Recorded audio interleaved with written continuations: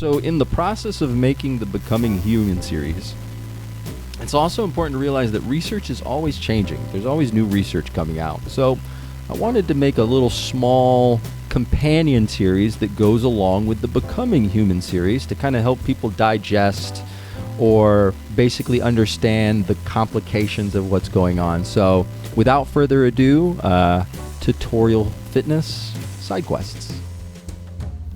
Alright, so this week I wanted to look at what are some of the weirder things that stress can do to you. And so I do think that I'm going to talk about a topic that people are aware of, but I don't think they realize how far it goes. So when you're stressed out, it's hard to get things going.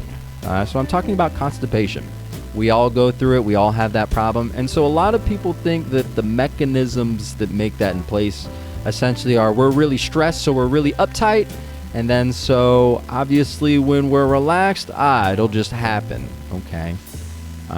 Well, first, I wanted to introduce a piece of research. Last year, 2023, we found that if we looked in infants, and I'll post the research article down below just so anybody can check it. We found in infants that if you introduced a lot of stress, they also had that stress response, right?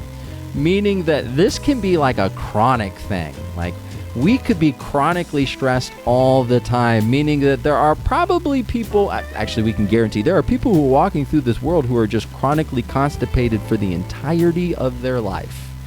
They're walking amongst us, they are all amongst, it might be you might be a little in this category, but what happens is they become so wound up that when it comes time to relax and use their core and open, it doesn't have the ability to lengthen anymore because it hasn't done it in so long. So your brain just doesn't know how to do it anymore, so it just guards and holds on to everything because that seems safer.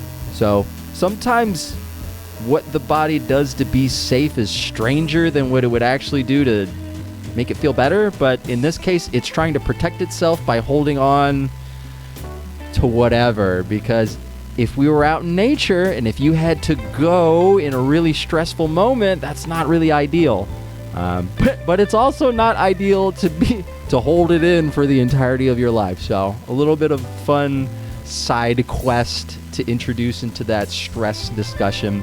So next week when I talk about sympathetic drive and open up the research on that area, that'll be really fun too. So the other thing I want to be really careful about with this series is what's called spurious experimentation.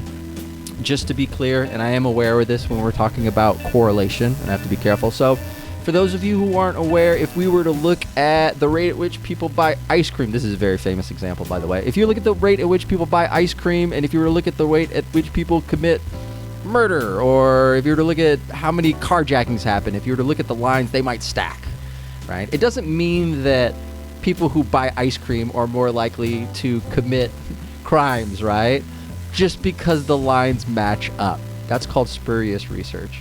That's one of the things I want to be careful with this, but in order to do that, you have to peel back and talk about the research a little bit. So I'll leave it down below if you're interested in seeing how stress impacts us. Even before we can think, even before we can talk to other people, we're already responding just to the noise and the visual cues that we have, even without even thinking about it. It's kind of an automatic thing. So thanks for hanging out with me. I super appreciate it. Check in next week when we start to discuss whatever happens on that side quest in sympathetic and parasympathetic drive.